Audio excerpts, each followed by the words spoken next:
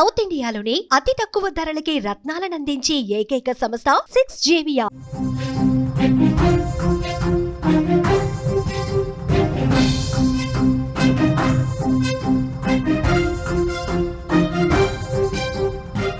అనకాపల్లి జిల్లా Chodavaram sub jail నుంచి శుక్రవారం సాయంత్రం ఇద్దరు రిమాండ్ ఖైదీలు తప్పించుకున్నారు. పరారైన ఖైదీల్లో ఒకరు నక్కా రవికుమార్, అల్లూరి సీతారామరాజు జిల్లా అనంతగిరి మండలం టోకూరు పంచాయతీ కార్యదర్శి. ఆయన ప్రభుత్వ సామాజిక పింఛన్ల సొమ్మును మాయం చేసిన కేసులో ఏప్రిల్ 25న అనంతగిరి పోలీసులు అరెస్ట్ చేశారు. మరో రిమాండ్ ఖైదీ మాడుగులకు చెందిన బెజవాడ రాము వివిధ చోరీ కేసుల్లో నిందితుడు.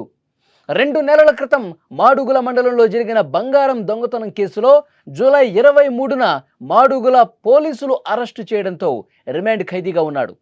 శుక్రవారం సాయంత్రం ఏం జరిగిందో తెలుసా? సాయంత్రం వంట పనుల్లో సాయం చేసేందుకు వచ్చారు. వీళ్ళిద్దరిని సెల్ నుంచి బయటకు తీసుకొచ్చారు, బయటకు వదిలారు. వంట పనిలో సాయం చేస్తున్నట్టుగా డ్రామా ప్లే చేస్తూ ఉన్నారు. సాయం చేస్తున్నట్టుగా నటిస్తూ రవికుమార్ అక్కడ ఉన్న ఒక సుత్తి తీసుకుని సమీపంలో విధి నిర్వహణలోని ఒక జైలు వార్డర్ బి వీర్రాజుపై దాడి చేశారు. స్క్రీన్ మీద కూడా మీరు చూస్తూ ఉన్నారు. వంట పనిలో సాయం కోసం వచ్చినటువంటి వాళ్ళు అక్కడ ఒక సుత్తి కనిపిస్తే సుత్తి పట్టుకుని జైలర్ మీద ఏ విధంగా దాడి చేస్తున్నారు మీరు చూడొచ్చు. జైలు వార్డెన్ మీద ఆ సుత్తితో బెదిరిస్తూ ఉన్నారు, దాడి చేసే ప్రయత్నం చేస్తూ ఉన్నారు, తల మీద కొట్టే ప్రయత్నం చేస్తూ ఉన్నారు. అతను తప్పించుకునే ప్రయత్నంలో ఒక పెనుగులాట జరిగింది మనం చూడొచ్చు. కొన్ని గాయాలు కూడా అయినట్టుగా సమాధానం వస్తుంది.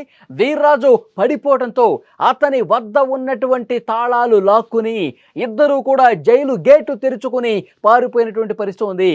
అక్కడ విజువల్స్లో ఒక్కసారి మీరు చూడండి. వంట పనిలో సాయం కోసం వీళ్ళిద్దరినీ బయటికి వదిలితే అక్కడ వంట పనిలో పని చేస్తున్నట్టుగా డ్రామా చేస్తూ అక్కడ పదునైనటువంటి వస్తువులు ఏమున్నాయి, అక్కడ ఆయుధ రూపంలో ఏమున్నాయని చెప్పి ఒక్కసారి చూసుకున్నారు. బలమైన వస్తువులు ఏమున్నాయి దాడి చేయడానికి ఒకసారి చూసుకున్నారు. అక్కడ ఒక సుత్తి కనిపించింది. ఆ సుత్తి చేత పట్టుకుని ముందే వాళ్ళు ప్లాన్ రచించుకున్నారు. మనం అతని మీద దాడి చేద్దాం, అతని గాయపడదాం, అతను పడిపోతాడు, వెంటనే మనం ఇక్కడి నుంచి ఎస్కేప్ అయిపోదాం అని చెప్పి ముందే ప్లాన్ రెడీ చేసుకున్నారు. ఆ ప్లాన్లో భాగంగా వంట పనిలో సాయం చేస్తున్నట్టుగా నటిస్తూ అక్కడ సుత్తి తీసుకుని ఏ విధంగా కొడుతూ ఉన్నాడో మీరు స్క్రీన్ మీద చూడొచ్చు. ఒక్కసారిగా షాక్కి గురైపోయాడు. అక్కడ ఉన్నటువంటి ఆ జైలర్ షాక్కి గురైపోయి ఆ దాడి చేస్తున్నటువంటి సమయంలో అతన్ని అడ్డుకోబోయాడు. ఆ సుత్తి లాక్కునే ప్రయత్నం చేశాడు. పెనుగులాట జరిగింది. ఆ తర్వాత ఒక పక్కకి వెళ్ళిపోయారు చూడండి. రైట్ సైడ్కి వెళ్ళిపోయిన తర్వాత మరింత తీవ్రంగా దాడి చేసి అతన్ని గాయపరిచినట్టుగా తెలుస్తోంది. అతని దగ్గర ఉన్నటువంటి తాళాలు తీసుకుని ఇక్కడ ఆ తాళం తెరుచుకుని ఒక్కసారిగా పారిపోయినటువంటి ఘటన కూడా మీరు స్క్రీన్ మీద చూడొచ్చు. తలుపు తెరిచి తాళాలు తీసి వెళ్ళిపోయారు. అక్కడ లాక్ ఓపెన్ చేస్తున్నాడు చూడండి. సర్కిల్లో లాక్ ఓపెన్ చేస్తున్నాడు. తాళాలు తీసుకొని ఓపెన్ చేశాడు. హుటాహుటన ఒక్క ఉదుటిన వాళ్ళు పరుగు పెట్టారు, పారిపోయారు. ప్రస్తుతం దీని మీద కేసు నమోదైంది. పోలీసులు సబ్ జైలుకు చేరుకుని అక్కడ వివరాలు సేకరిస్తున్నారు. ప్రస్తుతం బృందాలుగా ఏర్పడ్డారు. పరారైన ఖైదీల కోసం గాలింపు చేపడుతున్నారు. వార్డర్ వీర్రాజును చికిత్స నిమిత్తం స్థానిక ఆసుపత్రికి కూడా తరలించినటువంటి పరిస్థితి ఉంది.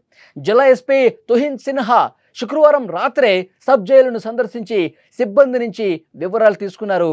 జిల్లా ఎస్పీ అక్కడికి వచ్చి పూర్తిగా పరిశీలించారు. అక్కడ ఉన్న సీసీ ఫుటేజ్ను కూడా పరిశీలించారు.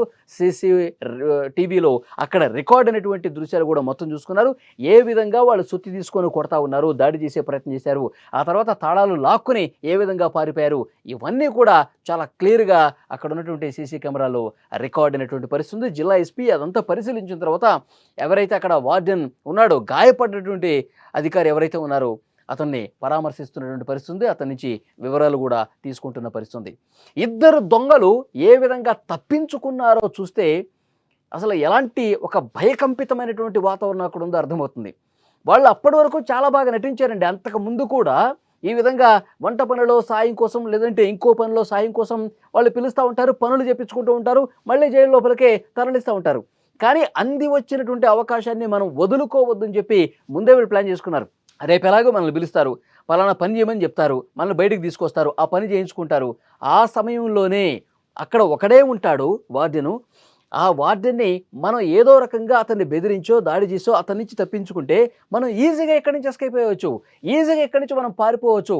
మనకి ఎందుకు ఈ జైలు బతుకు అనుకున్నారు.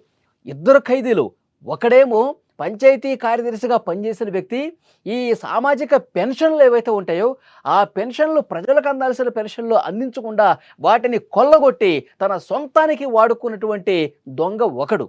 ఇంకొకడేమో అక్కడ బంగారం చోరీ కేసులో అరెస్ట్ అయినటువంటి వాడు ఇంకొకడు. ఈ ఇద్దరు దొంగలు కలిసి ఆ జైలు అధికారిని ఏ విధంగా దాడి చేసి పారిపోతూ ఉన్నారో కూడా మనం చూస్తున్నాం. వాళ్ళు ఇంకా కనిపించలా, ఎక్కడికి పారిపోయారో పోలీసులు కూడా ఇంకా చిక్కలేదు. వాళ్ళు మొత్తం 4 పోలీసు బృందాలు వాళ్ళ కోసం గాలింపు చేస్తున్న పరిస్థితి. జిల్లా పోలీసు ఉన్నతాధికారులు కూడా చాలా సీరియస్గా ఈ కేసును తీసుకున్నారు.